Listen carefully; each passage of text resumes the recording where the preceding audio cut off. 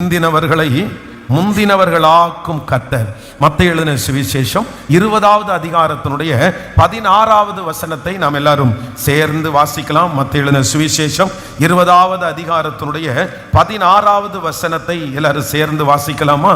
ஆமென். இவ்விதமாய் பிந்தினோர் முந்தினோராயும் முந்தினோர் பிந்தினோராயும் இருப்பார்கள். அழைக்கப்பட்டவர்கள் அநேகர், தெரிந்து கொள்ளப்பட்டவர்களோ சிலர் என்றார். ஆண்டவருடைய பிள்ளைகளை நாம் ஆராதிக்கிற ஆண்டவர் கடந்த வாரத்திலிருந்து நமக்கு நல்ல அழகான ஒரு வார்த்தையை கொடுக்கிறார். அவர் என்ன செய்கிறவர் அப்படின்னு சொன்னா, பிந்தினோரை முந்தினோராக்கும் கர்த்தர். பின்னாடி இருக்கிறவர்களை, சோர்ந்து போய் இருக்கிறவர்களை, இனி முன்னேற முடியாது என்று இருக்கிறவர்களை, இதுவரையிலும் ஒரு முன்னேற்றத்தை பார்க்காம இருக்கிறவர்களை கர்த்தர் அப்படியே விட்டு விடாம ஆண்டவர் கிருபையா வாக்கு கொடுக்கிறாரு. நான் இருக்கிற அந்த நிலைமையை மாற்றி உன்னை ஒரு முன்னோட்டமான ஒரு பாதைக்கு, ஒரு முன்னோட்டமான ஒரு ஆசீர்வாதத்திற்கு நேராய் நம்மை நடத்துவேன் என்று கர்த்தர் வாக்கு கொடுக்கிறார். நாம் விசுவாசிக்கிறேன். இந்த 100 நாள் ஜெபத்திலே ஆண்டவர் ஒரு பெரிய திட்டத்தை நம்மேல் வைத்து, ஒரு பெரிய தரிசனத்தை வைத்து, அதற்கு நேராக ஆண்டவர் நம்மளை உருவாக்கி கொண்டிருக்கிறார். வார்த்தைகளால் ஆண்டவர் உருவாக்குகிறார், ஆராதனையிலால் ஆண்டவர் உருவாக்குகிறார், நம்மை பரிசுத்தப்படுத்தி உருவாக்குகிறார். இப்படி உருவாக்கி கொண்டிருக்கிற ஆண்டவர் தீர்க்க தரிசனமா கர்த்தர் வாக்கு கொடுக்கிறாரு. பின்னாடியே இருக்கிற உங்களை நான் என்ன பண்ணுவேன் அப்படின்னு சொன்னா, முன்னோக்கி கொண்டு வருகிற கர்த்தரா இருக்கிறார். உங்க குடும்பம் இனி முன்னே வரப்போகிறது. கர்த்தர் உங்க வருமானத்தை ஆண்டவர் பின்னாடி இல்லை, கர்த்தர் உங்களை முன்னோக்கி நடக்க பண்ணுகிறார். இதுவரைக்கும் பின்பாக இருக்கிற நீங்கள் வருகிற நாட்களிலே கண்டிப்பாக கர்த்தர் கிருபையாய் வாக்கு கொடுக்கிறார். உங்களை கர்த்தர் முன்னேற கர்த்தர் செய்வார். நீங்கள் இதற்கு முன்னே பார்த்த நிலைமை இனி இருக்காது. இப்பொழுது பார்க்கிற நிலைமை உங்களுக்கு இருக்காது. கர்த்தர் கிருபையாய் வாக்கு கொடுக்கிறார். உங்க கரத்தை பிடித்து வாக்கு கொடுக்கிறார். நான் உன்னை முன்னேற்றுவேன். நீங்கள் முன்னேறுவீர்கள். உங்கள் குடும்பம் முன்னேற போகிறது. உங்க வருமானத்தை ஆண்டவர் முன்னேற்றம் அடைய செய்ய போகிறார். உங்க சரீரத்தில் ஆண்டவர் ஒரு பெரிய முன்னேற்றத்தை ஆண்டவர் தரப்போகிறார். நல்ல சத்தமாய் ஆமேன் சொல்லி இது சீக்கிரமாய் நடக்க போகிறது. ஒரு ஆவிக்குரிய வாழ்க்கையில ஆண்டவர் ஒரு முன்னேற்றத்தை கர்த்தர் நமக்கு தரப்போகிறார். நம்முடைய தேவன் பின்னுக்கு தள்ளுகிற தேவன் அல்ல, நம்மை முன்னேற்றத்திற்கு நேராய் நடத்துகிற கர்த்தர். எத்தனை பேர் பிடித்து கீழே இழுத்தாலும், எத்தனை பேர் உங்களுடைய முன்னேற்றத்தை விரும்பாமல் இருந்தாலும், உங்க முன்னேற்றத்திற்கு விரோதமாய் தடைகள் வந்து கொண்டே இருந்தாலும், கர்த்தர் கிருபையாய் வாக்கு கொடுக்கிறார். இனி ஆண்டவர் உங்களை முன்னேற செய்வதை ஒரு மனுஷனாலும் தடுக்க முடியாது. கர்த்தர் ஒரு திறந்த வாசலை உங்களுக்கு வைக்க போகிறார். கர்த்தர் ஒரு அற்புதமான வாசலை உங்களுக்கு தரப்போகிறார். அந்த உயர்வை தடுப்பதற்கு ஒரு மனிதனாலும் முடியாது. என்னை முன்னேற்றுகிற கர்த்தர் என்னோடு கூட இருக்கிறார். பல தோல்விகளை பார்த்து முன்னேறுகிறதற்காக பல முயற்சிகளை எடுத்து ஒவ்வொரு முயற்சியிலும் நீங்கள் தோற்று போகலாம். ஐயோ, நான் இத்தனை முயற்சி எடுத்திருக்கிறேன், ஆனா இன்னும் நான் முன்னேறவே இல்லையே, நான் மற்றவங்கள மாதிரி இல்லை பாஸ்டர், முன்னேறணும்னு நினைச்சு நான் பட்ட பாடுகள் எவ்வளவு தெரியுமா, அவ்வளவு பாடுபட்டு இருக்கிறேன், ராத்திரி பகலா நான் உழைச்சிருக்கிறேன், ஆனா என் வாழ்க்கையில முன்னேற்றமே இல்லை, என் பிள்ளையினுடைய வாழ்க்கையிலே முன்னேற்றமே இல்லை. ஒருவேளை பல ஆண்டுகளாக இதை நினைச்சு இப்போ ஒரு முடிவுக்கே வந்திருக்கலாம். முன்னேற்றம் என்கிறதெல்லாம் என் தலையிலே இல்லை, அது எனக்குரியது அல்ல, அதனால நான் ஏன் கஷ்டப்படணும் அப்படின்ற ஒரு சூழ்நிலைக்கு நீங்கள் வரலாம். ஆனால் 38 வருடமாய் வியாதியாய் இருந்த மனுஷன் ஒவ்வொரு நாளும் முன்னேற்றத்திற்கான முயற்சி எடுத்து டெய்லி தோற்று போனான். 38 வருடமாய் தோற்று போனான். ஆனால் 38 வருடமாய் தோற்று போன அவனுக்கு ஒரு நாள் அவன் முன்னேற்றத்திற்கான வாசல் திறந்தது. ஒரு நாள் அவனுடைய முன்னேற்றத்திற்கு ஆண்டவர் வந்து நின்றார். 38 வருடமாய் வியாதியாய் இருக்கிற அந்த மனுஷனுடைய முயற்சியை கனம் பண்ணுகிறதுக்கு ஒரு தேவன் இருப்பார். ஆனால் இந்த சத்தத்தை கேட்டுக்கொண்டிருக்கிற ஒவ்வொரு பிள்ளைகளுக்கும் கர்த்தர் கிருபையாய் வாக்கு கொடுக்கிறார். ஆமென். ஒரு நாள் நிச்சயமாய் சோர்ந்து போக வேண்டாம். இக்காலத்து பாடுகள் இனி உனக்கு வெளிப்பட போகும் மகிமைக்கு ஒப்பிடத்தக்கது அல்ல.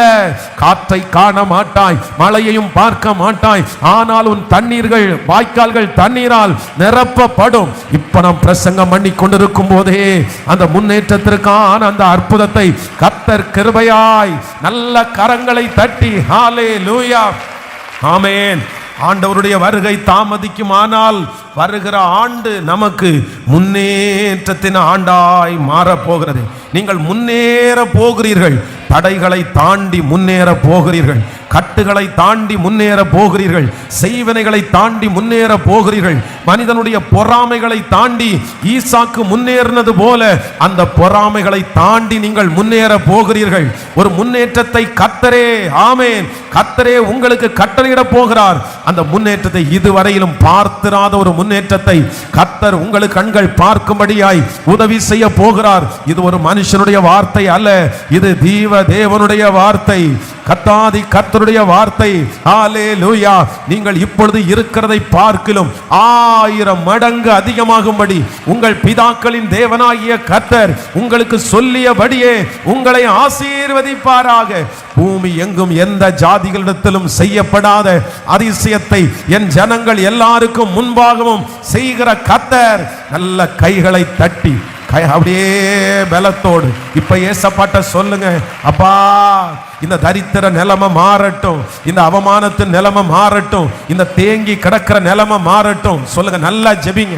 பிரதர், உங்க மேல கர்த்தர் வச்சிருக்கிற தரிசனம் இது கிடையாது. சிஸ்டர், உங்க மேல ஆண்டவர் வச்சிருக்கிற உயர்வு இது கிடையாது. ஆமென். கர்த்தர் உங்களை முன்னேற்றம் அடைவதற்கு பல காரியத்தை கர்த்தர் வச்சிருக்கிறாரு. நீங்க ஜெபித்தா அந்த மகிமையை பாப்பீங்க. நீங்க முயற்சி எடுத்தா அந்த மகிமையை பாப்பீங்க.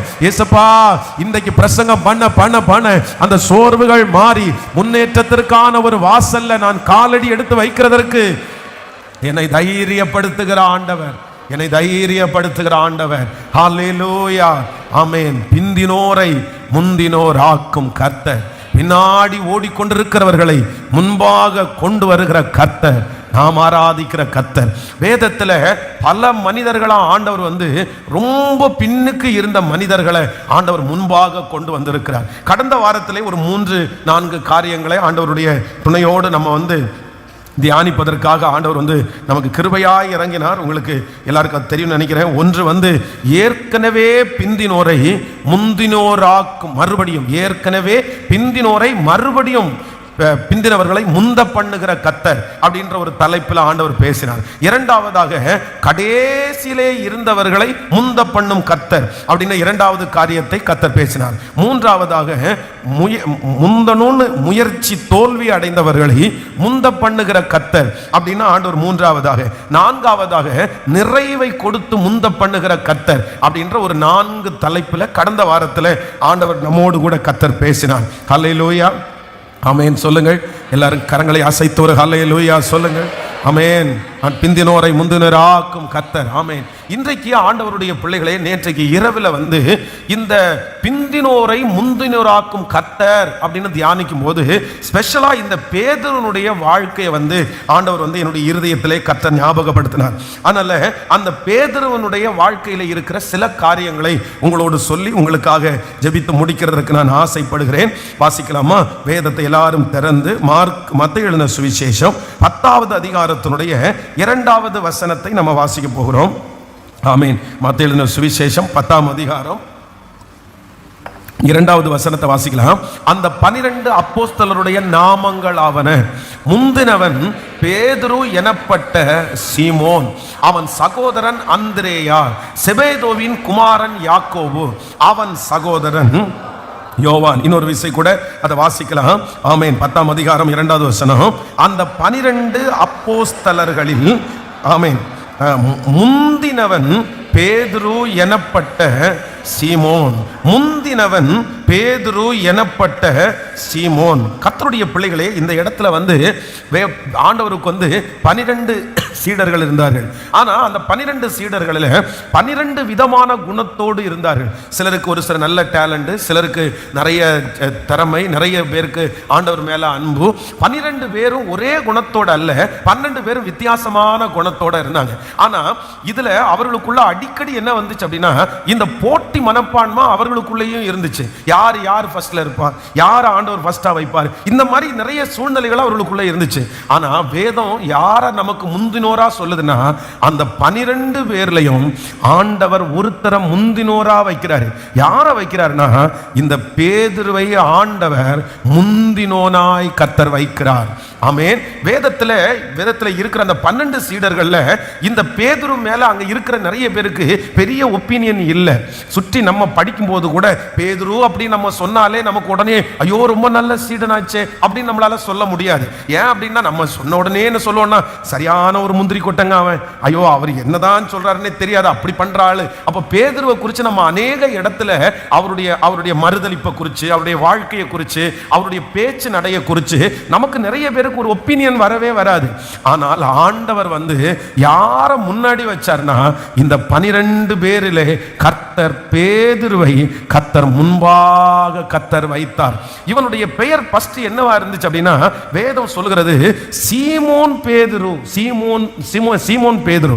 இந்த சீமோன் பேதுருவை ஆண்டவர் அழைத்து இப்ப ஃபர்ஸ்ட் டைம் சீமோன் பேதுருவை அவனுடைய சகோதரன், அவனுடைய ஒன்று கூட பிறந்த சகோதரன் தான் ஏசப்பா அவனிடத்துல கொண்டு போய் நிக்க வைக்கிறார். ஆண்டவரே இதுதான் என்னுடைய பிரதர் வந்திருக்கிறாரு, உங்களை பார்க்கறதுக்காக வந்திருக்கிறார் அப்படின்னு சொல்லும்போது, அன்னைக்கு இருக்கிற காலகட்டத்தில் பார்த்தீங்க அப்படின்னு சொன்னா, யூதா ஜனங்கள் ரோம சாம்ராஜ்யத்தினால, ரோம அரசாங்கத்தினால அதிகமாக அவங்க என்ன பண்ணிட்டாங்கன்னா ரொம்ப சிறுமையா அனுபவிச்சுட்டு வந்தாங்க.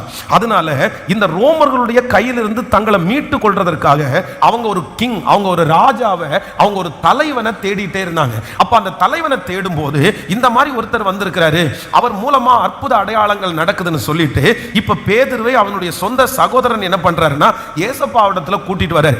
அப்போ பேதுரு என்ன நினைச்சிட்டு வந்திருக்கிறாருன்னா, சிம்சோனை போல ஒரு பெரிய வாட்டசாட்டமான ஒரு பெரிய உருவமுடைய அப்படிப்பட்ட ஒரு ராட்சதனான ஒரு மனுஷனை பார்ப்போம் அப்படின்னு நினைச்சு வந்தா, இந்த பேதுருக்கு ஃபர்ஸ்ட் பார்வையில ஆண்டவர் ரொம்ப என்னவா தெரியலன்னா, ரொம்ப அட்ராக்ஷனா அவருக்கு தெரியல. ஒரு பெரிய நம்மளை ரோம சாம்ராஜ்யத்தினுடைய கையிலிருந்து நம்மளை மீட்டெடுக்க போறாரு, இவரை நம்ம தலைவராக ஏத்துக்கணும் அப்படின்ற எண்ணம் அவருக்கு வராததுனால ஒரு 2 வார்த்தையை பேசிட்டு அவர் என்ன பண்றாருன்னா, அவர் திரும்ப போயிட்டார். அவர் வந்த வழிக்கே போயிட்டார், பழைய வேலைக்கே போயிட்டார். ஆனா ஒரே ஒரு டைம் ஆண்டவர் அடுத்த டைம் அவனை சந்திக்கிறார். சந்திக்கும் போது கர்த்தர் ஒரு பெரிய அற்புதத்தோடே கர்த்தர் சந்திக்கிறார். சந்திச்சு என்ன சொல்றார் அப்படின்னா, இதுவரைக்கும் நீ சீமோன் பேதுருவாய் இருக்கிறாய், ஆனா இப்ப நான் உன்னை என்ன பண்றேன் அப்படின்னு சொன்னா, உன்னை நான் கேபாவாய், கற்பாறையாய் நான் மாற்றுகிறேன். இந்த கல்லின் மேல் என் சபையை கட்டுவேன், பாதாளத்தின் வாசல்கள் அதை மேற்கொள்ளுவது இல்லை. ஆமென். அன்றைக்கு பாத்தீங்க அப்படின்னா, அன்றைக்கு ஆண்டவருடைய ஒரு பெரிய சந்திப்பு, ஆண்டவருடைய ஒரு பெரிய அற்புதம். சீமோனா இருந்த இந்த பேதுருவை கர்த்தர் என்னவா மாத்துறாருன்னா, கேபா, கற்பாறையாய் மாற்றுகிறார். நான் நம்புகிறேன் அந்த மனுஷனை சந்தித்த அந்த சந்திப்பு இன்றைக்கு இந்த ஜெபத்தில் ஆரம்பமாகட்டும். இன்றையிலிருந்து பிந்தினோராகிய உங்களை முந்தினோர் ஆக்கும்படியான ஒரு அபிஷேகம் கடந்து வரட்டும், ஒரு வார்த்தை கடந்து வரட்டும். இதற்கு முன்பாக உங்களுக்கு இருக்கிற ஒரு பேரை கர்த்தர் மாற்றுவாராக. அவன் கை செய்தா உருப்படாதுன்னு சொல்ற அந்த பேரை மாற்றுவாராக. உன் கையில செய்கிறது உயராதுன்னு சொல்ற வார்த்தையை கர்த்தர் மாற்றி, ஆமே, நான் பிரசங்கம் பண்ணும் போதே நீங்கள் ஜெபத்தோடு அதை கேட்பீர்களே, ஆனால் நிச்சயமாய் கர்த்தர் அந்த காரியத்தை கர்த்தர் செய்வேன் என்று கர்த்தர் வாக்கு கொடுக்கிறார். ஆமென், ஹல்லேலூயா. இன்று முதல் ஒரு பெயர் மாற்றம் உண்டாவதாக, உங்க பிள்ளைகளுக்கு ஒரு பெயர் மாற்றம் உண்டாவதாக. என் தேவன் குதிரை யுத்த நாளுக்காக ஆயத்தமாக்கப்படும். ஜெயமோ ஜெயமோ ஜெயமோ கர்த்தரால் வரும், கர்த்தரால் வரும். செங்கடலிலே இஸ்ரவேல் ஜனங்களை முந்த பண்ணின கர்த்தர், பார்வோனுக்கு முந்த பண்ணின கர்த்தர், அவன் சேனைக்கு முந்த பண்ணின கர்த்தர் இன்று ஆராதனை நடந்து கொண்டிருக்க அப்பா பரலோக தகப்பனே, உங்களால முடியாதது ஒன்றும் இல்லை, உங்களால கூடாதது ஒன்றும் இல்லை. சமுதாயத்தில் என் பிள்ளைங்க பின்தங்கி இருக்கிறாங்கப்பா, குடும்பத்தில் எங்க பிள்ளைங்க பின்தங்கி இருக்கிறாங்கப்பா, வேலையில சம்பளத்தில் என் பிள்ளைங்க பின்தங்கி இருக்கிறாங்கப்பா. ஆனா இந்த நாளை பரலோகம் நியமிச்சு அவங்க தலையெழுத்த மாற்றி உன் குடும்பத்துல உன்னை நான் முந்த பண்ணுவேன். இப்போ இயேசுவே ஆண்டவரே பிரசங்கம் பண்ணும்போதே நான் ஜெபிக்கிறேன், நடக்கட்டும் நடக்கட்டும் நடக்கட்டும், என் பிள்ளைக்கு அது நடக்கட்டும். சொல்ல சொல்ல அந்த மகிமை உங்க தலை மேல வரட்டும். ஏசப்பா ஏசப்பா. இல்ல, நீங்க அந்த ஆசீர்வாதத்தை பெற்றுக்கொண்டுதான் ஆகணும். அந்த படிப்புல ஆண்டவர் உங்க பிள்ளைகளை முந்த பண்ணணும். நீங்க செய்கிற வேலையில எத்தனை 1000 பேர் இருந்தாலும் நீங்க முந்தி போகணும். கர்த்தர் உங்களை முந்தி போக பண்ணுவார். அதற்குரிய பலன், அதற்குரிய பலன், அதற்குரிய அபிஷேகம் ஜெபிக்க ஜெபிக்க தான் கிடைக்கும். நீங்க அதை விசுவாசித்தால் தேவனுடைய மகிமையை காண்பாய், தேவனுடைய மகிமையை காண்பாய். ஹல்லேலூயா. பிந்தினோரை முந்தினோராக்கும் கர்த்தர். ஒரு 3 விசை கையை உயர்த்தி சொல்லுங்க பார்க்கலாம். பிந்தினோரை முந்தினோராக்கும் கர்த்தர். திரும்ப திரும்ப சொல்லுங்க. பிந்தினோரை முந்தினோராக்கும் கர்த்தர். பிந்தினோரை முந்தினோராக்கும் கர்த்தர். ஹல்லேலூயா. அவரால செய்ய முடியும். எலிசபெத் எல்லாரை விட பிந்தி தான் இருக்கிறாங்க. அப்படின்னா அவங்களுக்கு குழந்தை பிறக்க வேண்டிய நேரத்தில் குழந்தை பிறக்கல, எதிர்பார்த்துட்டு இருக்கிற நேரத்தில் குழந்தை பிறக்கல, கொஞ்சம் வயசாகி அப்பவும் குழந்தை பிறக்கல. இப்போ எல்லாத்தையும் மறந்து வயசாகி இனி பிறந்தா என்ன பிறக்கல என்ன அப்படின்ற சூழ்நிலை முடிஞ்சு இனி பிறக்க வாய்ப்பே இல்லை அப்படின்ற ஒரு சூழ்நிலைக்கு வந்ததுக்கு பிற்பாடு ஆண்டவர் யோவான் அப்படின்ற ஒரு குழந்தைய தர்றாரு. அந்த யோவான் எப்படின்னா, அது பிந்தி பிறந்தாலும் ஏசப்பாவுக்கு முன் வழியை காண்பிக்கும்படியாய், கர்த்தருக்கு வழியை காண்பிக்கும்படியாய் பிறந்தது பிந்திதான், ஆரம்பிச்சது பிந்திதான். ஆனா ஊழியத்தில் எல்லாருக்கும் முந்தி ஆண்டவரையே ஞான ஸ்நானம் கொடுத்து கர்த்தருக்கு வழியை ஆயத்தம் பண்ணுகிறதற்கு கர்த்தர் ஒரு குழந்தையை கொடுப்பாரானால், இன்னைக்கு ஒருவேளை நீங்க பிந்தி போனாலும் ஏசப்பா நினைச்சாருன்னா உங்களிடத்திலிருந்து புறப்படுகிற ஆசீர்வாதம் முந்தி உங்களை கொண்டு போகிறதற்கு கர்த்தர் வல்லவராய் இருக்கிறார். ஆமென். ஹல்லேலூயா.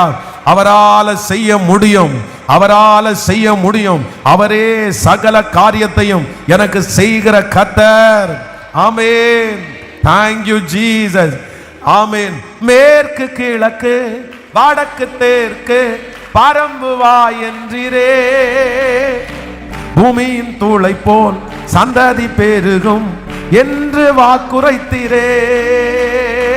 மேற்கு கிழக்கு வடக்கு தெற்கு பரம்புவா என்றீரே, பூமியின் தூளை போல் சந்ததி பெருகும் என்று வாக்குரைத்தீரே. சொன்னதை செய்யும் அளவும் என்னை கைவிடவே மாட்டி பாடுவோம். சொன்னதை செய்யும் என்னை கைவிடவே மாட்டி. இது வானத்தின் வாசல், ஏசையா ஆசீர்வாதத்தின் வாசல்.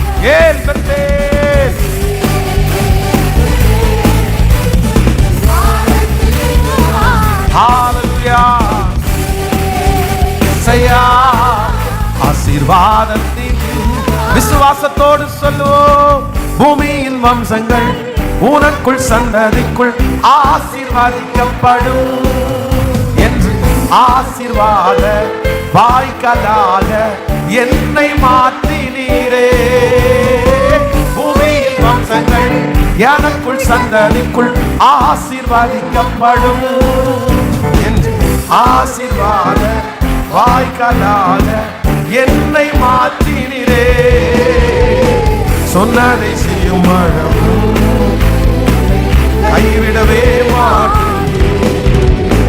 சொன்னதை செய்யும் அளவும் என்னை கைவிடவே மாட்டேன். சொல்லுவோம். வானத்தின் வாசல், ஏசையா ஆசீர்வாதத்தின் வாசல்.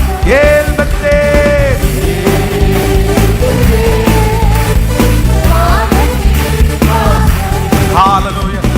ஏசையா ஆசீர்வாதத்தின் வாசல். ஆமென். ஹல்லேலூயா. ஆண்டவருடைய பிள்ளைகளே, இந்த பேதுருவை ஆண்டவர் முந்த பண்ணினதற்கு சில காரணங்கள் இருக்கிறது. ஆண்டவர் சும்மா ஆண்டவர் செலக்ட் பண்ணல. ஏன்னா ஆண்டவருடைய செலக்ஷன், ஆண்டவர் வந்து ஒருத்தரை வந்து முன்னாடி வைப்பார் அப்படின்னா, அதுவும் அந்த 12 சீடர்களில் ஒரு சீடனை ஆண்டவர் முன்னாடி வைப்பார்னா, அதுவும் நம்மளாலே பெரியதாய் பெருசா தோன்றப்படாத, பேசப்படாத, நிறைய மிஸ்டேக்ஸ் வந்து நம்முடைய கண்ணுக்கு முன்னாடி தெரிகிற ஒரு பர்சனா ஆண்டவர் வந்து முன்னாடி வச்சு, முந்தினவன் பேதுரு அப்படின்னு ஆண்டவர் லிஸ்ட்ல முன்னாடி கொண்டு வருவார்னா, கண்டிப்பா ஆண்டவர் வந்து ஞானம் இல்லாமல் செய்கிற தேவன் அல்ல. அதற்கு ஒரு பெரிய காரணம் இருக்கும். அப்போ வேதத்துல வந்து இந்த பேதுருவை ஆண்டவர் ஏன் முன்னாடி கொண்டு போனாரு, இவன் முன்னாடி வர்றதுக்கு என்ன காரணம் அப்படின்னு சில காரியத்தை வாசிக்கும் போது எனக்கு ரொம்ப ஆச்சரியமா இருந்துச்சு. அந்த காரியத்தை உங்களுக்கு சொல்லி தான் இன்னைக்கு நான் எல்லாரையும் ஜெபத்திற்குள்ள நடத்துறதற்கு நான் விருப்பப்படுகிறேன். நம்பர் 1, முதலாவதாக அந்த 10ஆம் அதிகாரத்தினுடைய 3வது வசனத்திலிருந்து வாசிக்கலாம். மத்தேயு எழுதின சுவிசேஷம் 10ஆம் அதிகாரம் 4வது வசனத்தை வாசிக்கலாமே. 4வது வசனத்தை, கானானியனாகிய 5வது வசனத்துக்கு வாங்க அடுத்து. ஆமென். இந்த 12 வரையும் இயேசு அனுப்புகையில் அவர்களுக்கு கட்டளையிட்டது சொன்னது என்னவென்றால், நீங்கள் புறஜாதியார் நாடுகளுக்கு போகாமலும் காணாமல் போன ஆடுகளாகிய இஸ்ரவேல் வீட்டாரிடத்திற்கு போங்கள், போகையில் பரலோக ராஜ்யம் சமீபித்திருக்கிறது என்று பிரசங்கியுங்கள். வாசிக்கலாம். வியாதி உள்ளவர்களை சொஸ்தமாக்குங்கள், குஷ்டரோகிகளை சொஸ்தமாக்குங்கள், மரித்தோரை எழுப்புங்கள், பிசாசுகளை துரத்துங்கள், இலவசமாய் பெற்றீர்கள், இலவசமாய். அடுத்த வசனத்தை கூட வாசிக்கலாம். உங்கள் கச்சைகளில் பொன்னையாவது வெள்ளியாவது செம்பையாவது பழிக்கான பையாவது 2 அங்கிகளையாவது பாதரட்சிகளையாவது தடிகளையாவது தேடி வைக்க வேண்டாம். வேலையாள் தன் ஆகாரத்திற்கு பாத்திரவானாய் இருக்கிறான். கவனிங்க ஆண்டவருடைய பிள்ளைகளே, ஆண்டவர் வந்து இந்த சீடர்களை பார்த்து தன்னுடைய ஊழியத்திற்கு நீங்க எப்படி எல்லாம் போகணும் அப்படின்றத ஆண்டவர் சொல்றாரு. அவங்க கையில எதையுமே நீங்க எடுத்துட்டு போக வேண்டாம், எல்லாவற்றையும் நான் என்ன பண்றேன்னா பார்த்துக்கிறேன் அப்படின்னா, இந்த வசனத்தினுடைய ஆழம் என்னன்னா, நீங்க ஒருவேளை ஊழியத்துல நான் உன்னை போஷிப்பேன், ஆனா ஊழியத்துல உன்னை அப்படி நடத்தாத பாதை வந்து உனக்கு தீமை அல்ல, அதையும் நான் தான் அனுமதிக்கிறேன் அப்படின்றத கர்த்தர் இந்த காரியத்தின் மூலமாய் ஆண்டவர் வந்து நமக்கு கிருபையாய் கர்த்தர் செய்கிறார். நான் என்ன நம்புறேன் அப்படின்னு சொன்னா, முதலாவதாக இந்த பேதுருவினிடத்துல இருக்கிற ஃபர்ஸ்ட் அபிஷேகம் என்ன அப்படின்னு சொன்னா, இவன் வந்து அர்ப்பணிப்பிலே முந்தி கொண்டவன் தான் இந்த பேதுரு. இந்த பேதுரு யார் அப்படின்னா, அர்ப்பணிப்பிலே முந்தி கொண்டவன். நீங்கள் வேதத்தில் இதிலேயே வாசிக்கும் போது மீன் பிடிக்கிறதற்காக அவங்க போறாங்க. மீன் பிடிக்கிறதற்காக போகும்போது அந்த மீனை வந்து ஆண்டவராகிய இயேசு கிறிஸ்து வருகிற வரைக்கும் இப்போ மீன் கிடைக்கல. இப்போ அவர்கள் படகுகள் மூழ்கத்தக்கதாக என்ன கிடைக்குதுன்னா, மீன்கள் கிடைக்குது, பெரிய மீன்கள் கிடைக்கிறது. உடனே ஆண்டவர் வருகிறார் அப்படின்னு தெரிஞ்ச உடனே, கர்த்தர் அப்படின்னு வருகிறார்னு தெரிஞ்ச உடனே வேதம் சொல்லுகிறது, இவன் முந்தி எங்க குதிக்கிறார் அப்படின்னு சொன்னா கடலிலே குதித்தான் என்று வேதம் நமக்கு சொல்லுகிறது. அப்போ ஃபர்ஸ்ட் முதலாவதாக நமக்கு இந்த பேதுருவினிடத்திலிருந்து இவன் எதுல முந்திரி, நம்ம வந்து முந்திரி கொட்டைன்னு சொல்லுவோம், ஆனா பரலோகம் அவனை முந்தி பார்க்கிறது எதுல அப்படின்னா, அர்ப்பணிப்பிலே. அர்ப்பணிப்பிலே முந்தினவன், ஆண்டவருக்காக விட்டு கொடுக்கிறதுல, ஆண்டவருக்காக தியாகம் பண்ணுகிறதுல முந்தி கொள்ளுகிறவனா யார் இருந்தா அப்படின்னு சொன்னா இந்த பேதுரு. அதான் ஆண்டவர் வந்து நீ வந்து சேவல் கூவுகிறதற்கு முன்பாக 3 தரம் என்னை மறுதலிப்பேன்னு சொன்ன உடனே இவர் என்ன சொல்றாரு, நான் இல்ல காவலிலும் சாவிலும் நான் உண்மை என்ன செய்வேன், நான் பின்பற்றுவேன். அர்ப்பணிப்புல அவருக்கு என்ன இருந்துச்சுன்னா, யாருமே வாக்கு கொடுக்கலையா, யாருமே அர்ப்பணிக்கலையா. இவர் என்ன சொல்றாருன்னா, ஆண்டவரே இதோ நான் இருக்கிறேன், என்னை அனுப்பும், அந்த காரியத்தை நான் செய்வேன், நான் அர்ப்பணிக்கிறேன்ப்பா, நான் என்னை விட்டு கொடுக்கிறேன் ஆண்டவரே, நான் என்னை இதுல இருந்து மாத்திக்கிறேன் ஆண்டவரே. இந்த உலகத்தில் இருக்கிற நிறைய கிறிஸ்தவர்கள் என்கிறவர்கள் கூட இன்னைக்கு எதுல ரொம்ப பின்தங்கிட்டாங்கன்னா, இன்னைக்கு அர்ப்பணிக்கிறவர்கள் யாருமே இல்லை, அர்ப்பணிக்கிறவர்கள் ரொம்ப குறைஞ்சிட்டாங்க. நாளுக்கு நாள் வந்து எல்லாரும் எப்படி வாழ்றதுக்கு தான் விரும்புறாங்க அப்படின்னு சொன்னா, ரொம்ப சந்தோஷமா ஆசீர்வாதமா மட்டும்தான் வாழ்றதுக்கு விரும்புறாங்க. ஆனா இல்ல, நம்ம இதுக்கு இதை தியாகம் பண்ணணும், இதை நம்ம விட்டு கொடுக்கணும், இது நமக்கு சரியாகாது, இது ஆண்டவருக்கு பிரியமில்லாத காரியம், இப்படி ஒன்னொன்னா பார்த்து தன்னுடைய வாழ்க்கையை ஆண்டவருக்கு அர்ப்பணிக்கிறவர்கள் ரொம்ப குறைஞ்சிட்டாங்க. ஆனா இன்று ஆண்டவர் யாரை முந்த பண்ணுகிறாரு தெரியுமா? நான் நம்புறேன், உங்களுக்கு அர்ப்பணிப்பு என்கிற ஒன்று இருக்குமானால் உங்களை முந்த பண்ணுகிற கர்த்தர் உங்களோடே இருக்கிறார். ஆமென். வேதம் சொல்லுகிறது, இங்க நகோமியினுடைய மருமகள் ஒரு மருமகள் கிடையாது, 2 மருமகள் இருக்கிறாங்க. ஒன்னு ரூத்து, இன்னொன்று ஓர்பாள். ஆனா ஓர்பாளுக்கு என்ன அப்படின்னா, அர்ப்பணிக்கக்கூடிய இருதயம் அவங்களுக்குள்ள வரல. நான் எப்படி அர்ப்பணிப்பேன், நான் எப்படி விட்டு கொடுப்பேன், நான் எப்படி காத்திருப்பேன். ஆனா ரூத்தை குறித்து வேதம் சொல்லுகிறது, ஒரே ஒரு அர்ப்பணிப்பு. உன்னுடைய தேவன் என்னுடைய தேவன், உன்னுடைய ஜனம் என்னுடைய ஜனம், நீ போகும் இடத்திற்கு நானும் வருவேன், மரணமே அல்லாமல் வேறு ஒன்றும் உன்னை விட்டு என்னை பிரிக்க மாட்டாது. நான் உங்க ஆண்டவரை தான் ஆராதிப்பேன். எதிர்ப்பு வந்தா பரவாயில்ல, நான் கல்யாணம் ஆகாம இருந்தா பரவாயில்ல, எனக்கு எதுவுமே கிடைக்கலனாலும் பரவாயில்ல, நான் என்னுடைய வாழ்க்கையை யாருக்கு அர்ப்பணிக்கிறேன்னா யெகோவா தேவனுக்கு அர்ப்பணிக்கிறேன் என்கிற அந்த ஒரு அர்ப்பணிப்பு ஓர்பாளை காட்டிலும், அந்த குடும்பத்தில் இருக்கிற அத்தனை பேரை காட்டிலும் ரூத்தை முன்னாடி இடத்திற்கு கொண்டு வந்து விட்டது. ஆமென். கர்த்தர் இன்றைக்கு இந்த இடத்துல கர்த்தர் சிலரை தேடுகிறார். உங்க அர்ப்பணிப்பு உங்களை முன்னாடி கொண்டு வந்து நிறுத்தும். உங்களுடைய வேலையில ஒரு அர்ப்பணிப்பு உங்களை முன்னாடி கொண்டு வந்து நிறுத்தும். எல்லாரை போல அல்ல, அர்ப்பணிப்பு உள்ளவர்களை கர்த்தர் தனியாய் தேடுகிறார். அர்ப்பணிப்பு உள்ளவர்களை கர்த்தர் விரும்புகிறார். அவர்களை பயன்படுத்துவது கர்த்தருக்கு லேசான காரியம். நம்புறவங்க கரங்களை தட்டி அந்த அர்ப்பணிப்புள்ள ஒரு இருதயம், அர்ப்பணிப்புள்ள ஒரு இருதயம். ஹல்லேலூயா, ஆமென் சொல்லுங்க பார்க்கலாம். அப்போ நம்ம எல்லாம் ஜெபிக்க வேண்டியது என்னன்னா, நீங்க கமிட்டடா இருக்கணும். நீங்க முந்தணும் அப்படின்னு சொன்னா உங்களுக்கு என்ன உள்ள ஆட்களா இருக்கணும்னா, நீங்க எல்லாரும் மாதிரி இருக்கக்கூடாது.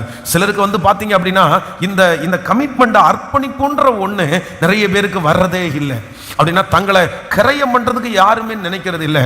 நான் சொல்றேன், இந்த சத்தத்தை கேட்கிற நம்ம பயன்படணுமா? நீங்க எரிந்து பிரகாசிக்கிற சுடரா மாறணுமா? இப்போ ஒரு மெழுகு வத்தி எரிஞ்சிருச்சா என்ன பண்ணும்? எரிகிறதுக்கு ஒப்பு கொடுக்கணும், அர்ப்பணிக்கணும். அப்போ அது எரியும் போது என்ன ஆகுது அப்படின்னு சொன்னா, அதுல இருக்கிற அந்த தீயினால எல்லாம் அது என்ன ஆகுது? உருகுது. அது உருக உருக உருக உருக பக்கத்தில் இருக்கிறவங்களுக்கு அது என்னவா மாறும்னா வெளிச்சம் கொடுக்கிறவரா மாறும். ஆனா இன்னைக்கு நிறைய பேருக்கு கஷ்டப்படுறதுக்கு விருப்பமே இல்லை, கீழ்ப்படுகிறதுக்கு விருப்பமே இல்லை, விட்டு கொடுக்கறதுக்கு விருப்பமே இல்லை, தியாகம் பண்றதுக்கு விருப்பமே இல்லை. ஒரு தியாகம் பண்ணாத ஒரு வாலிப தம்பி எப்படி முன்னேற முடியும்? கஷ்டப்படுறதுக்கு விருப்பம் இல்லாத ஒரு வாலிப தங்கச்சி எப்படி முன்னேற முடியும்? நல்லா நினைச்சுக்குங்க. நம்ம நீட்டா ட்ரெஸ் பண்ணி அயன் பண்ணி இந்த சட்டையினுடைய மடிப்பு கலையாம இருக்கக்கூடிய ஒரு நாள் இருக்குது.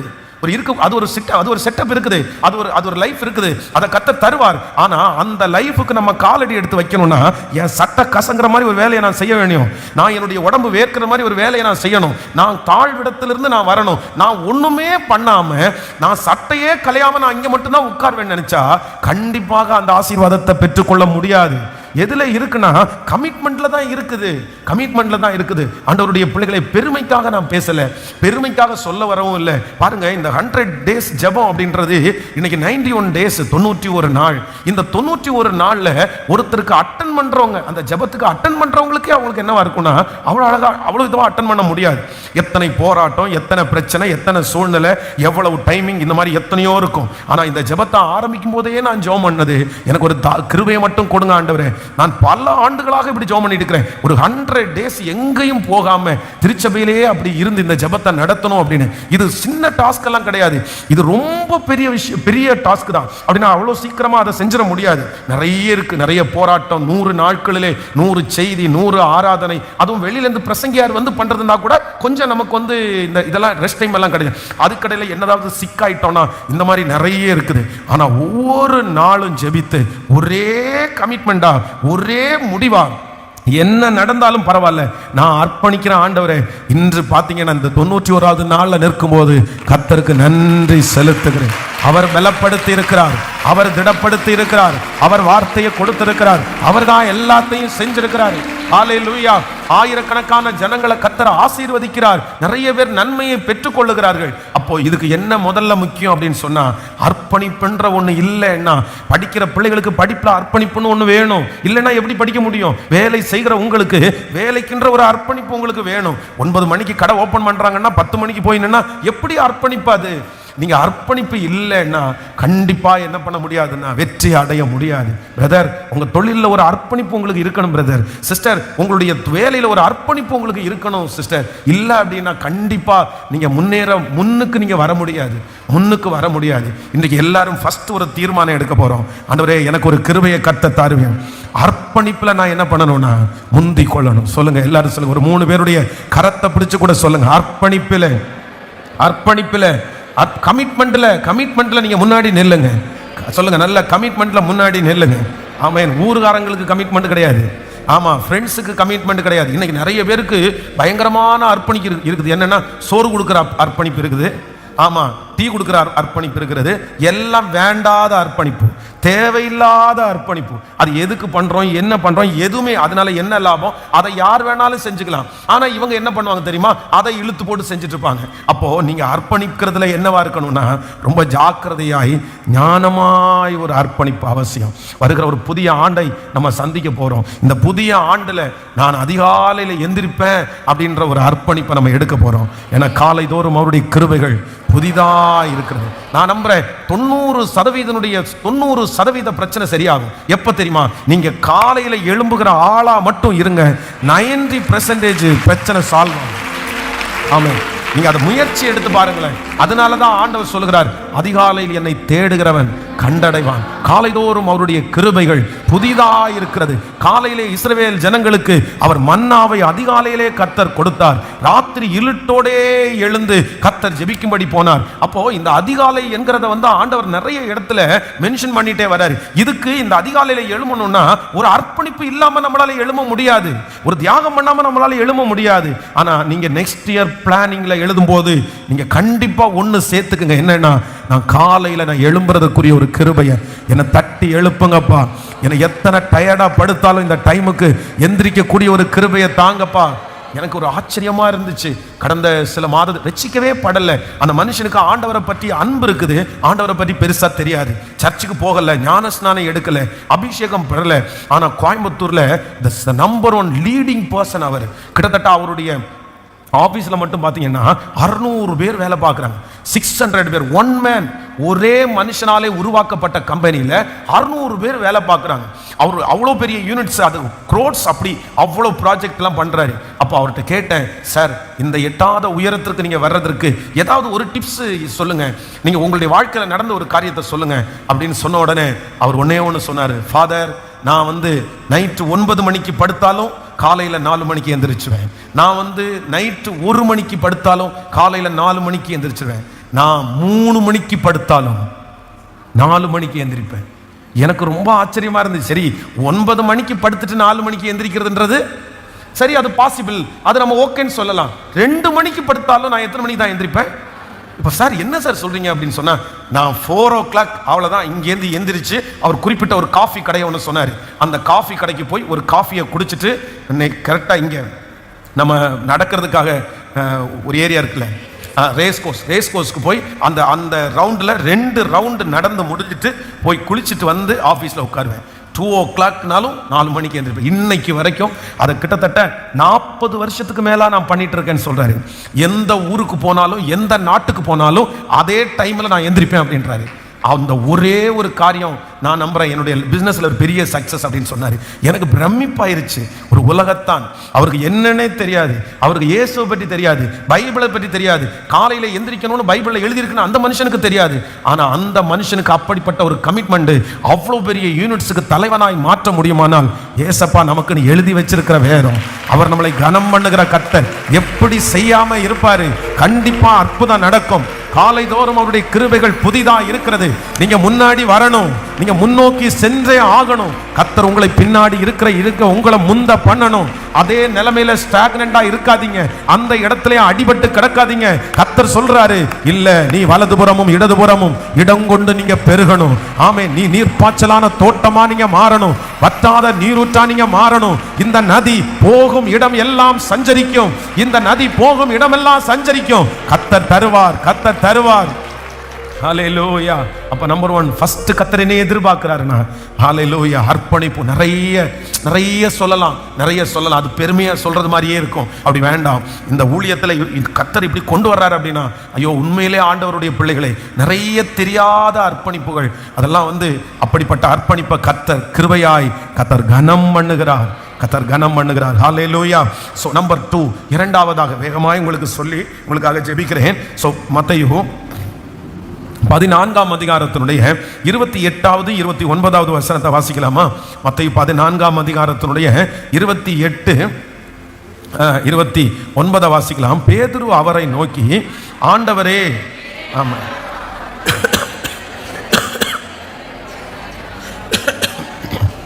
பேதுரு அவரை நோக்கி, ஆண்டவரே, நீரே ஆனால் நான் ஜலத்தின் மேல் நடந்து வர உம்மிடத்தில் கட்டளை இடும் என்றான்.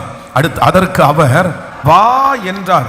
அப்பொழுது பேதுரு படவை விட்டு இறங்கி இயேசுவினிடத்திற்கு போக ஜலத்தின் மேல் நடந்தான். இன்னொரு விஷயம் கூட அந்த 2 வசனத்தை வாசிக்கும் போது 28 29, பேதுரு அவரை நோக்கி, ஆண்டவரே, நீரே ஆனால் நான் ஜலத்தின் மேல் நடந்து வர உம்மிடத்தில் வர கட்டளையிடும் என்றான். அதற்கு அவர் வா என்றார். அப்பொழுது பேதுரு படகை விட்டு இறங்கி இயேசுவினிடத்தில் போக ஜலத்தின் மேல் நடந்தான். ஜலத்தின் மேல் நடந்தான். ஆண்டவருடைய பிள்ளைகளை நன்றாய் கவனிங்கள். வேதத்துல ஜலத்துல நடந்தவங்க யாருமே இல்லை.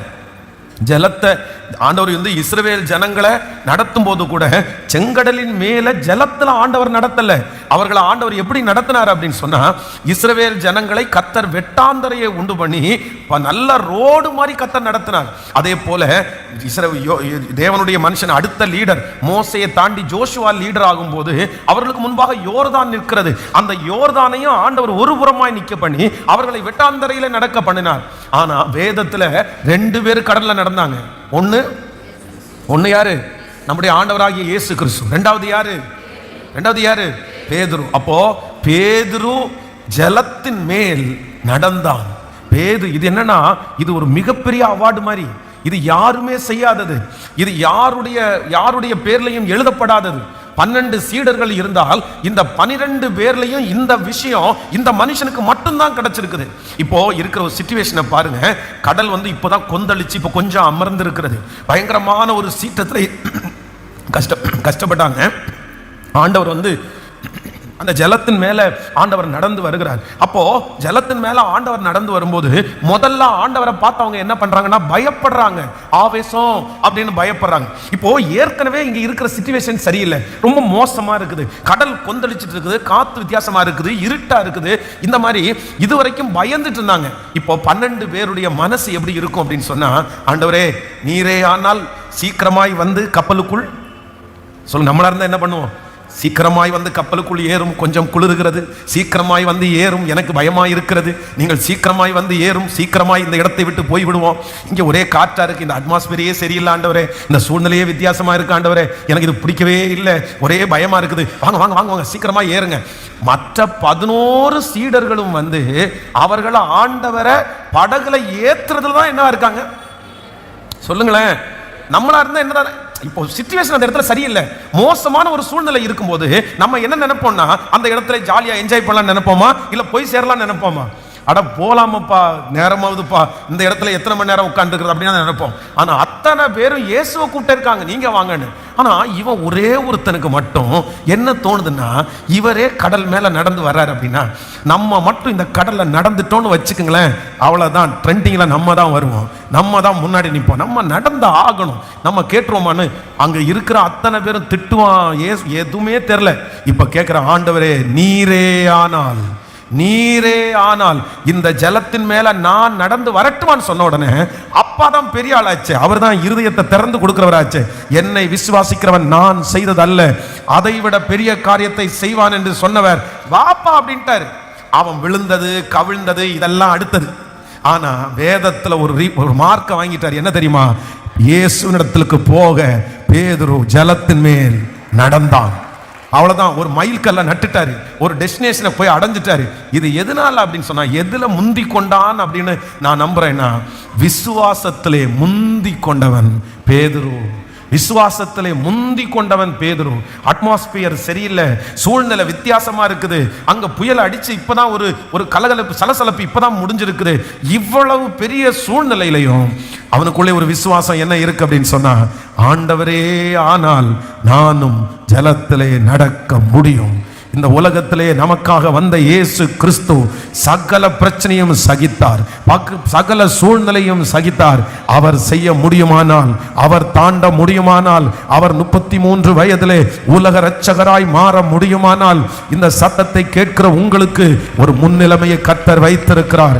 உங்களுடைய பின்னிலைமையை கர்த்தர் தள்ளி ஒரு சரித்திரத்தை படைப்பதற்கு ஆண்டவர் உங்களுக்கு உதவி செய்ய போகிறார். ஆமென். ஸ்தோத்திரம், ஸ்தோத்திரம். நல்ல கரங்களை தட்டி ஆமென். ஆண்டவரே, நீரே ஆனால், நீரே ஆனால் நான் கடலின் மேல் நடக்க எனக்கு பலன் தருவீராக. ஹல்லேலூயா. என்ன விசுவாசம் நமக்கு வேணும் அப்படின்னு சொன்னா, வெறித்தனமான விசுவாசம் வேணும். சொல்லுங்க, ஒரு 3 பேருடைய கையை பிடிச்சு சொல்லுங்க, வெறித்தனமான விசுவாசம் வேணும். நல்லா சொல்லுங்க, வெறித்தனமான விசுவாசம். இந்த சின்ன சின்ன விசுவாசம் இருந்தா பத்தாது. ஆமா, சும்மா ஏதோ ஒண்ணு இருக்கும்போது, சூழ்நிலை இருக்கும்போது பேசுற விசுவாசம் பத்தாது. என்ன விசுவாசம்னா, யோபுவை போல் அவர் என்னை கொன்று போட்டாலும் அவர் மேல் நம்பிக்கையா இருப்பேன். இந்த அக்கினி சூளைக்கு என்னை தப்புவித்தாலும் தப்புவியாமற் போனாலும் நான் இந்த சிலையை வணங்க போவது இல்லை. அப்படிப்பட்ட ஒரு விசுவாச வீரர்களை கர்த்தர் எதிர்பார்க்கிறார். நல்ல நல்ல கரங்களை தட்டி, அப்பா, விசுவாசத்தை துவக்கிறவர் என்ன விசுவாசத்துல முந்தி நடக்க பண்ணுகிற ஒரு தேவனாய் இருக்கிறார். கைகளை அசைத்து ஒரு ஹல்லேலூயா சொல்லணும். எத்தனை பேர் ஆமோதிக்கிறீங்க? ஃபர்ஸ்ட் நம்பர் 1, இந்த பேதுரு எல்லா விதத்திலையும் முந்தினவனாய் இருக்கிறதுக்கு காரணம், ஃபர்ஸ்ட் எதுல முந்தினவன் அப்படின்னா, அர்ப்பணிப்பிலே முந்தினவன். நெக்ஸ்ட் இயர் நீங்க எதுல முந்தணும்? அர்ப்பணிப்புல நீங்க முந்தணும். நம்பர் 2, இரண்டாவது, இந்த பேதுரு எதுல முந்தினவர் அப்படின்னு சொன்னா, ஃபெய்த், விசுவாசத்துல. யாருமே நம்பலனாலும் பேதுரு மட்டும் சொல்றான், ஆண்டவரே நீரே ஆனால், ஆண்டவரே நீரே ஆனால். கர்த்தருடைய வருகை தாமதிச்சா இன்னையிலிருந்து நீங்க ஆரம்பிக்கணும். நீரே ஆனால் என்னை உயர்த்த வல்லவர். நீரே ஆனால் இந்த மதலை நான் தாண்டுவேன். நீரே ஆனால் இந்த பிரச்சனையை நான் சரி பண்ணுவேன். நீரே ஆனால் என்னை நடத்துகிறதற்கு வல்லவர். இப்போ அந்த விசுவாச வரத்தை கர்த்தர் தட்டி எழுப்பி, இல்ல என் சூழ்நிலையை மாற்றுறதுக்கு நீரே ஆனால் சூழ்நிலையை மாற்ற முடியும். நீரே ஆனால் திரும்ப என்ன நிறுத்த முடியும். மனசை தளர விட வேண்டாம். நடக்காதுன்றதை தூக்கி போட்டுருங்க. ஆமேன். எழும்ப மாட்டேன்றதை தூக்கி போட்டுருங்க. கர்த்தர் கிருபையாய் வாக்கு கொடுக்கிறார். நான் உன்னை எழும்ப பண்ணுகிற ஒரு தேவன், விசுவாசத்தை கனப்படுத்துகிற தேவன், நம்புகிற நம்பிக்கையை ஒரு நாளும் வெட்கப்படுத்தாத கர்த்தர். ஹalleluya, ஹalleluya. Thank you Jesus, thank you Jesus. ஆமென். நிறைய பரிசுத்தவான்களுடைய ஃபெய்த், அவருடைய விசுவாசம் தான் அந்த ஊழியத்தை வல்லமையாய் அருமையாய் அது நடக்கும்படியாய் அவர் பெரிய ஊழியத்தை செய்தது. எதில் தான் செய்தாங்க அப்படின்னா, அந்த ஃபெய்த், அந்த விசுவாசம். ஆமென். எனக்கெல்லாம் மறக்க முடியாத ஒரு காரியம் என்ன அப்படின்னு சொன்னா, பைபிள் காலேஜில் எத்தனையோ பிரச்சனைகளை அனுபவித்த போதிலும் என்னுடைய ஃபெய்த், விசுவாசம் ஒரு நாள் கூட அந்த காலேஜில் டிஸ்கண்டினியூ பண்ணணும், நமக்கு இது ஒத்து வராது அப்படின்ற மாதிரி நினைச்சதே இல்லை. அவ்வளவு சூழ்நிலையின் மத்தியிலையும் கர்த்தர் எனக்குள்ள எது மட்டும்தான் தந்தார் அப்படின்னு சொன்னா, அந்த ஃபெய்த்தை, விசுவாசத்தை ஆண்டவர் உள்ள வச்சார். இந்த இடத்துலையும் ஊழியத்துல இவ்வளவு கண்டினியூவா நிக்கிறதுக்கு காரணம் வேற ஆட்கள் கூட இருந்ததில்லை, பணம் கூட இருந்ததில்லை. எது கூட இருந்துச்சுன்னா, கர்த்தர் கொடுத்திருக்கிற ஃபெய்த், விசுவாசம் மட்டும்தான் கூட இருந்துச்சு. ஹல்லேலூயா. இன்னைக்கும் எத்தனையோ தேவைகள், எத்தனையோ மீட்டிங் எல்லாமே நிற்கும் போது எது எங்களை நிற்க வைக்குது, எது ஓட வைக்குதுன்னா, அவர் மேல இருக்கிற அந்த ஃபெய்த். அவர் நடத்துவார். இதுவரையிலும் நடத்தினவர் இனி நடத்த மாட்டாரா? இதுவரையிலும் செய்தவர் இனி செய்ய மாட்டாரா? அதனால உங்க விசுவாசத்தை நீங்க தட்டி எழுப்புங்க. விசுவாசத்துல நீங்க எப்படி இருக்கணும் அப்படின்னு சொன்னா, சொல்லுங்க, நீங்க முந்தி கொள்ளணும். எல்லாரும் முந்தி கொள்ளணும். ஃபெய்த்ல நான் முந்தி கொள்ளணும். இனி உங்க வாயிலிருந்து அவிசுவாசமான வார்த்தை வரக்கூடாது. இனி உங்க மனசுக்குள்ள அந்த மாதிரி எண்ணங்கள் வரவே வேண்டாம். நீரே ஆனால் நானும் இந்த ஜலத்தின் மேல் நடந்து வர முடியும். கர்த்தர் இந்த சூழ்நிலையை மாற்ற முடியும். இந்த காரியத்தை அவர் செய்வது அவருக்கு லேசான காரியம். ஹல்லேலூயா. ஆமென். சோ நம்பர் 3, மூன்றாவதாக 16ஆம் அதிகாரத்தினுடைய மத்தேயு எழுதின சுவிசேஷம் 16ஆம் அதிகாரத்தினுடைய 15-16வது வசனத்தை வாசிக்கலாமா? 15-16 அதிகாரம் 15. அப்பொழுது அவர், நீங்கள் என்னை யார் என்று சொல்லுகிறீர்கள் என்று கேட்டார்.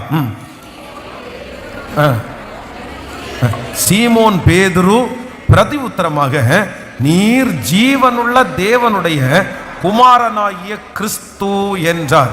நீங்க அந்த வசனத்தினுடைய முன்னாடி 14வது வசனத்தை கூட வாசிக்கலாமா? 14வது வசனம். அதற்கு அவர்கள் சிலர், நீங்க 13ல இருந்து வாசிங்களா, அப்பதான் நமக்கு புரியும். 13ல இருந்து. ஆமென். பின்பு இயேசு பிலிப்பு செசரியா திசைகளில் வந்தபோது தம்முடைய சீசரை நோக்கி, மனுஷகுமாரனாகிய என்னை ஜனங்கள் யார் என்று சொல்லுகிறார்கள் என்று கேட்டார். அடுத்து அதற்கு அவர்கள், சிலர் உம்மை யோவான் ஸ்நானகன் என்றும், சிலர் உம்மை எலியா என்றும், வேறு சிலர் எரேமியா அல்லது தீர்க்கதரிசிகளில் ஒருவன் என்றும் சொல்லுகிறார்கள் என்றார். அப்பொழுது அவர், நீங்கள் என்னை யார் என்று சொல்லுகிறீர்கள் என்று கேட்டார். சீமோன் பேதுரு பிரதி உத்தரமாக, நீர் ஜீவனுள்ள தேவனுடைய குமாரனாகிய கிறிஸ்து என்றார். நல்லா கவனிங்க ஆண்டவருடைய பிள்ளைகளே, இந்த இடத்துல ஆண்டவர் என்ன பண்றாரு அப்படின்னு சொன்னா, சுத்தி இருக்கிறவங்க எல்லாம் ஒவ்வொருவரும் ஒவ்வொரு விதமா சொல்றாங்க. அப்படின்னா அன்னைக்கு இருக்கிற சிச்சுவேஷன் ரொம்ப வித்தியாசமா இருக்குது. அன்னைக்கு இருக்கிற யூதா ஜனங்கள் அதை நான் சொன்னது மாதிரி ஒரு ரோமர்களை எதிர்க்கக்கூடிய ஒரு ராஜாவுக்காக எதிர்பார்த்துட்டு இருக்கிறாங்க. அப்போ அந்த நேரத்துல தான் யோவான் சிறைச்சேதம் பண்ணப்படுகிறார். அப்போ யோவானை தான் எல்லாருமே மலை போல நம்பிட்டு இருந்தாங்க. அதனாலதான் அவரே ஆட்களை அனுப்பி கேட்கிறாரு, வருகிறவர் நீர்தானா, இன்னும் வேற ஒருத்தர் வருவதற்கு காத்திருக்க வேண்டுமா? அப்போ யோவான் இறந்து போன உடனே இவங்க என்ன நினைக்கிறாங்கன்னா, யோவான் மறுபடியும் உயிரோட வர்றாரு.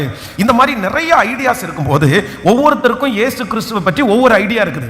ஒவ்வொருத்தரும் ஒவ்வொரு விதமா சொல்றாங்க. அப்போ ஏசப்பா சீடர்களை பார்த்து கேட்கிறாரு, எப்பா இந்த ஊர்ல இருக்கிறவங்க எல்லாருமே என்ன யாருன்னு சொல்றாங்க. உடனே ஒவ்வொருத்தரும் சொல்றாங்க, ஐயோ அப்பா, இது போன வாரத்தில் ஒருத்தர் உங்களை யோவான் ஸ்நானகன்னு கேட்டாரு, ஒருத்தர் உங்களை மோசையான்னு கேட்டாரு. இந்த மாதிரி ஆளாளுக்கு ஒன்னொன்னு பேசிட்டு இருக்காங்க உங்களை குறிச்சு அப்படின்னு சொல்லும்போது, ஆண்டவர் பேதுருவை பார்த்து கேட்கல. பேதுரு அப்பொழுது அவர், நீங்கள் என்னை, ஹலோ, நீங்கள் என்னை, 12 பேரையும் பார்த்து கேட்கிறாரு, நீங்கள் என்னை யார் என்று சொல்லுகிறீர்கள். இப்ப 12 பேரையும் பார்த்து கேட்டா 12 பேரும் ஆளுக்கு ஒண்ணு சொன்னா கூட பரவாயில்ல. இதுல யார் இப்ப முந்திரி கொட்டை, யார் இப்ப முந்துறாரு? ஃபர்ஸ்ட் எதுல முந்தினாரு? அர்ப்பணிப்புல முந்திட்டாரு. எல்லாரும் கடல்ல இருந்து குதிக்கிறதுக்கு முன்னாடி இவர் என்ன பண்ணிட்டாரு? குதிச்சிட்டாரு. இயேசுன்னு தெரிஞ்சவன குதிச்சிட்டாரு. ஆண்டவரே, நான் உங்க கூட இருக்கிறதுக்கு தகுதியே இல்ல, என்ன எப்படி என்ன நீங்க பார்க்கிறதுக்கு நான் தகுதி இல்லைன்னு சொல்லி கடலை குதிச்சிட்டாருன்னு வச்சுங்களேன். நம்பர் 2, அதுல ஒரு முந்திரி கொட்டை வேலை பண்ணாரா? இப்போ 2வது எங்க முந்துறாரு? ஆண்டவர் கடல் மேல நடந்து வந்த உடனே, நீரே ஆனால் நானும், எதுல முந்திட்டாரு? விசுவாசத்தை. கூட இருக்கிறவனுக்கு எல்லாம் வைத்தறிச்சலா இருக்காது? எவ்வளவு கோவம் வந்திருக்கும் பாருங்க. இப்போ எவ்வளவு டென்ஷன் ஆயிருப்பானுவா. அதற்கு பிறகு இப்போ 3வது, என்னை நீங்கள் யார் என்று சொல்லுகிறீர்கள். சொன்ன உடனே அடுத்த நிமிஷம் எப்படி சொல்றாரு அப்படின்னா, நீர் ஜீவனுள்ள தேவனுடைய குமாரனாகிய கிறிஸ்து என்றான். அடுத்த வசனத்தை கூட வாசிக்கலாம். இயேசு அவனை நோக்கி, யோனாவின் குமாரனாகிய சீமோனே, நீ பாக்கியவான், மாமிசமும் இரத்தமும் இதை உனக்கு வெளிப்படுத்தவில்லை, பரலோகத்தில் இருக்கிற என்னுடைய பிதா இதை உனக்கு வெளிப்படுத்தி இருக்கிறார். நல்ல கரங்களை தட்டி, முழு பலத்தோட கரங்களை தட்டி ஆமென். பரலோகத்திலே இருக்கிற பிதா இதை உனக்கு வெளிப்படுத்தி இருக்கிறார். ஹல்லேலூயா. ஆண்டவரை குறித்து எல்லாருக்குமே இல்லாத வெளிப்பாடு இப்ப யாருக்கு இருக்குது? யாருக்கு இருக்குது? இப்போ சொல்லுங்களேன், உங்க கணவனாரை பற்றி உங்களுக்கு நல்ல வெளிப்பாடு இருக்குது. உங்க மனைவியை பற்றி உங்களுக்கு நல்ல வெளிப்பாடு இருக்குது. சில மனைவியிடத்துல இந்த ஒரு வார்த்தையை சொன்னா போதும் அமைதியாயிருவாங்க. இந்த ஒரு வார்த்தையை சொன்னா போதும் அப்படியே வித்தியாசமாயிருவாங்க. உங்க கணவனாருக்கு பற்றி இவருக்கு இந்த விஷயத்தை செஞ்சா போதும். நிறைய பேருக்கு யாரை குறித்து வெளிப்பாடு இருக்குது? மேனேஜரை குறித்த வெளிப்பாடு இருக்கு, ஓனரை குறித்த வெளிப்பாடு இருக்குது. எல்லாரையும் தெரியும், அவருக்கு இந்த டைம்ல இப்படி பேசக்கூடாது, இந்த டைம்ல இது போகக்கூடாது. இப்போ ஆண்டவரை பற்றி, கர்த்தரை பற்றி உங்களுக்கு எவ்வளவு வெளிப்பாடு இருக்குது, எவ்வளவு அறிஞ்சிருக்கிறீங்க. வாலிப தம்பிகள் தங்கச்சிகளுக்கு நான் கிருபையாய் அன்பாய் ஒரு ஆலோசனை சொல்றேன். நீ ஆண்டவரை குறித்த ஆழங்களை நீ அறிஞ்சுக்கணும். ஆண்டவரை குறித்த உன்னுடைய விசுவாசத்துல நீ தடுமாறாம இருப்பதற்கு, நீ ஒரு நல்ல தேவ பிள்ளையா மாறுறதற்கு யாரை குறித்து நீ வெளிப்பாடு பெற்றுக்கணும்னா, ஆண்டவர் உங்களை வெளிப்படுத்தணும். உங்க ஆண்டவருடைய வெளிப்பாடு உங்களுக்கு கிடைக்கணும். இந்த வெளிப்பாடு உங்களுக்கு வரல அப்படின்னு சொன்னா நீங்க ஸ்பிரிச்சுவல்ல கனெக்ட் ஆகவே முடியாது. நீங்க ஆண்டவரிடத்திலிருந்து ஆசீர்வாதத்தை பெற்றுக்கொள்ளவே முடியாது. ஆண்டவருடைய ஆழம் ரொம்ப பெருசு. நான் சொல்றேன், இந்த கிணத்துல தோண்ட தோண்ட தோண்ட என்ன வந்துட்டு இருக்கோம்னா அப்படியே தண்ணி வந்துட்டே இருக்கும். நீங்க உள்ள போக போக தெரிஞ்சு கொள்ள உங்களுக்குள்ளே இருக்கிற அளவு பெருகிட்டே இருக்கும். அதனால நெக்ஸ்ட் இயர் நீங்க எடுக்கக்கூடிய 3வது பெரிய தீர்மானம் என்னன்னா, ஆண்டவரே நான் இன்னும் உம்மை அறியணும், நான் இன்னும் உம்மை அறியணும், நீ நல்லவர் என்கிறத அறியணும், நீங்க அற்புதம் செய்கிறவர் என்கிறத அறியணும், எனக்கு உண்மை அறிகிற அறிவை பெருக பண்ணுவீராக, உங்க நாலேஜ் எனக்கு வரட்டும் ஆண்டவரே, உங்களை குறிச்ச ஒரு நாலேஜ் எனக்கு தாங்கப்பா. அந்த அறிவு உங்களுக்கு பெருகுமானால் நீங்க பயம் என்கிற ஒன்றில் போக மாட்டீங்க. அந்த அறிவு உங்களுக்கு பெருகுமானால் எவ்வளவு சோதனையிலும் நீங்க தாங்குவீங்க. ஆமென், அல்லேலூயா. தொழு மரத்தில் கட்டப்படுகிறார்கள் ஊழியர்கள், கையும் காலும் கட்டி வைக்கப்பட்டிருக்கிறது, சத்தமா துதிச்சு பாடுறாங்க. எப்படி பாட முடிஞ்சிருச்சுன்னா, அவங்களுக்கு யாரை பற்றிய அறிவு இருக்குன்னா, கர்த்தரை பற்றிய வெளிப்பாடு இருக்குது. அவர் என்ன நடத்தினாலும் ஒரு நோக்கம் இருக்கும். அவர் செத்தாலும் ஓகே, வாழ்ந்தாலும் ஓகே. அந்த வெளிப்பாடை கர்த்தர் உங்களுக்கு தருவாராக. உங்களுக்கு உங்க வேலையை குறிச்ச ஒரு வெளிப்பாடு ஆண்டவர் தருவாராக. உங்களுக்கு அந்த வெளிப்பாடுகளை பெற்றுக்கொள்ளுகிற ஒரு அபிஷேகத்தை பரிசுத்த ஆவியானவர் உங்களுக்குள்ளேயே கர்த்தர் கிருபையாய் கட்டளையிடுவார். ஆமென், ஹல்லேலூயா. சொல்லுவோம், அப்பா அந்த வெளிப்பாடுகளை தருகிறவர் இன்னும் உம்மை அறியணுமே, இன்னும் உம்மை அறியணுமே, இன்னும் கிட்டி சேரணுமே, இன்னும் கிட்டி சேரணுமே. பிரசன்னம் பிரசன்னம் தேவ பிரசன்னம், ஆஹா பிரசன்னம் பிரசன்னம் தேவ பிரசன்னம். ஒரு விஷயம் கூட எல்லாரும் சொல்லுவோம், இன்னும் உம்மை அறியணுமே,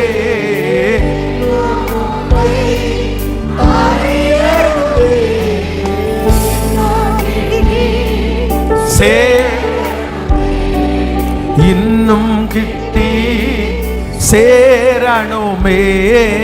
பிரசன்னம் பிரசன்னம் தேவ பிரசன்னம், ஹல்லேலூயா.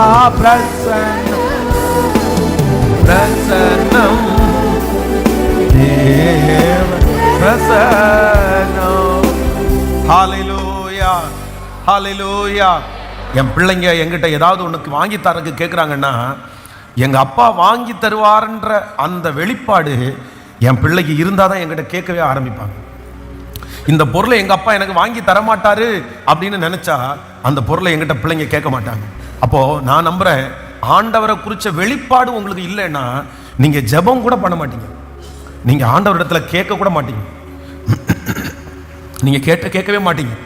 அந்த வெளிப்பாடு உங்களுக்கு வரலைன்னு வச்சுக்கோங்களேன், அது ரொம்ப ரொம்ப இம்பார்ட்டன்ட், உங்களுக்கு ரொம்ப முக்கியமான ஒன்று. எது நான் தெரிஞ்சுக்கிறது, அறிஞ்சுக்கிறது, யார் அப்படின்னு அறிஞ்சுக்கிறது. ஒரு பிரச்சனை வர்றதுக்கு முன்னாடி இந்த பிரச்சனையுடைய டீட்டெயில் ஒரு மனுஷனுக்கு தெரியுது பாருங்க, அந்த மனுஷன் கலங்கவே மாட்டான், அந்த மனுஷன் எப்படி கையாளணும்னு தெரியும். இது ஒரு பெரிய ஆசீர்வாதம். இதை கண்டிப்பாக நீங்களும் நானும் பெற்றுக்கொள்ளணும். எல்லாத்த குறித்து நமக்கு என்ன வேண்டும்னா ஒரு வெளிப்பாடு வேணும், ஒரு வெளிப்பாடு வேணும். இது ஏன் நடக்குது, எதுக்கு நடந்துச்சு, எப்படி இது நடக்குது, என்ன பண்ணலாம், இதுக்கு ஏன் டென்ஷன் ஆகக்கூடாது, எதுக்கு டென்ஷன் ஆகும், இந்த மாதிரி ஒரு வெளிப்பாடு நமக்கு கிடைச்சிச்சுன்னா அவ்வளோதான். இந்த உலக வாழ்க்கை உங்களுக்கு என்னவாய் மாறும்னா சந்தோஷமாய் மாறப்போகுது. நீங்கள் கேட்கணும், டெய்லி கேட்கணும். என்ன கேட்கணும்னா, ஆண்டவரே உங்களை குறித்த ஒரு வெளிப்பாடை எனக்கு சத்தமாக சொல்லுங்க, எனக்கு தாங்காண்டவரே, எனக்கு தாங்காண்டவரே, எனக்கு தாங்காண்டவரே. ஸோ கடைசியாய் வந்து சொல்லி நம்ம ஜெபித்து நான் உங்களுக்கு முடிக்க போகிறேன். வாசிக்கலாமே. நீங்கள் 20 எழுதின சுவிசேஷம் 21ஆம் அதிகாரத்தினுடைய 7வது வசனத்தை வாசிக்கலாமா? ஆமென். 21ஆம் அதிகாரம் 7வது வசனம். ஆதலால் இயேசுவுக்கு அன்பாய் இருந்த சீசன் பேதுருவை பார்த்து அவர் கர்த்தர் என்று சீமோன் பேதுரு கேட்ட உடனே தன் வஸ்திரம் இல்லாதவனாய் இருந்தபடினால் தன் மேற்சட்டியை கட்டி கொண்டு கடலிலே குதித்தான். அடுத்த வசனத்தை கூட வாசிக்கலாம். மற்ற சீசர்கள் கரைக்கு ஏறக்குறைய 200 முழ தூரத்தில் இருந்தபடினால் படவில் இருந்து கொண்டே மீன்கள் உள்ள வலைகளை இழுத்து கொண்டு வந்தார்கள். ஹல்லேலூயா. இந்த வசனம் ஸ்டார்ட் பண்ணும்போது ரொம்ப அழகாக ஒரு வசனம் ஸ்டார்ட் ஆகுது. ஆதலால் இயேசுவுக்கு அன்பாயிருந்த சீசன் பேதுருவை பார்த்து அவர் கர்த்தர். நம்பர் 4, 4வது, இந்த பேதுரு எதுல ரொம்ப முந்தி கொள்றோம் அப்படின்னு சொன்னா, இயேசுவை நேசிக்கிறதுலே முந்தி கொள்ளுகிறவன். யாராமா சொல்லுங்க, எல்லாரும் சொல்லுங்களேன். ஒரு 3 பேருடைய கையை பிடிச்சு சொல்லுங்க, நீங்க முந்துங்க. எதை போட்டி போட்டு முந்துங்க, போட்டி போட்டு முந்துங்க. எதுல போட்டி போட்டு முந்தணும்? சத்தமா சொல்லுங்க. ஆமா, பக்கத்து காலேஜ் படிக்கிற பையனுக்கு முந்தக்கூடாது. அது டேஞ்சரா முடிஞ்சிடும், அது ஆபத்தா முடிஞ்சிடும். பக்கத்து வீட்டுக்காரங்களை யார் நேசிக்கிறது அப்படின்றது முந்தக்கூடாது. நம்முடைய அன்பு மனிதர்களுக்கு முந்திடக்கூடாது. நம்ம நிறைய பேர் அப்படிதான். இவர் குழம்பு கொடுக்கறதுக்கு நம்ம குழம்பு கொடுத்துடணும். இவங்களுக்கு அதை செய்து முடியாது. என்ன பிரயோஜனம், என்ன அவுட்புட்? ஒண்ணுமே கிடையாது. நீங்க அப்படி முந்தாதீங்க. ஆனா எதுல முந்துங்கன்னா, உங்க வீட்டில் இருக்கிற எல்லாரும் இயேசுவை நேசிக்கிறத விட நான் இயேசுவை எப்படி நேசிக்கணும்னா, நான் அதிகமா நேசிக்கணும், முந்தினா அதிகமா நேசிக்கணும். ஆமென். பேதுருவை பார்த்து ஆண்டவர் வேற யாரை பார்த்தும் அந்த கேள்வி கேட்கல, பேதுருவை பார்த்து மட்டும் தான் அந்த கேள்வி கேட்கிறாரு. என்ன கேட்கிறாருன்னா, நீ என்னை நேசிக்கிறாயா? உடனே பேதுரு சொல்றாரு, ஆமா ஆண்டவரே, நானுமே நேசிக்கிறேன். இரண்டாவது ஆண்டவர் கேட்கிறாரு, இவைகள் எல்லாவற்றை பார்க்கலும் நீ என்னை நேசிக்கிறாயா? உடனே அவர் சொல்ல, ஆண்டவரே, நானுமே நேசிக்கிறேன் என்கிறதை நீர் அறிவீர். அப்போ ஆடுகளை மேய்ப்பாயாக. ஒரு பெரிய பொறுப்பையே கர்த்தர் கொடுக்கிறார். அவரை நேசிக்கிறவர்களுக்கு மிகுந்த சமாதானம் உண்டு. அவரை நேசிக்கிறவர்களுக்கு இடரல் இல்லை. அவரை நேசிக்கிறவர்கள் ஆசீர்வதிக்கப்படுவார்கள். ஆண்டவர் மேல அன்பு கூறுகிறவர்களை கர்த்தர் ஒரு நாளும் கைவிடவே மாட்டார். வேதம் சொல்கிறது, நீ ஆதியிலே கொண்டிருந்த அன்பை விட்டாய் என்று உன் பேரில் எனக்கு ஒரு குறை உண்டு. ஆகையால் நீ இன்ன நிலைமையில் இருந்து விழுந்தாய் என்பதை அறிந்து நீ மனம் திரும்புவாயாக. ஆண்டவருடைய பிள்ளையே, சின்ன வயசுல நீங்க ரொம்ப நேசிச்சிருக்கலாம், காலேஜ் படிக்கும்போது ரொம்ப நேசிச்சிருக்கலாம். இன்னைக்கு உங்க நேசம் குறையுமானால் நான் எதுல முந்தி கொள்ளணும் அப்படின்னு சொன்னா, ஆண்டவரே, நான் உங்களை நேசிக்கிறதுல நீ இருக்கிற எல்லாரையும் காட்டிலும் நானுமே கிருபையாய் அதிகமாய் நேசிக்கிறேன். கைகளை உயர்த்தி சொல்லுங்க,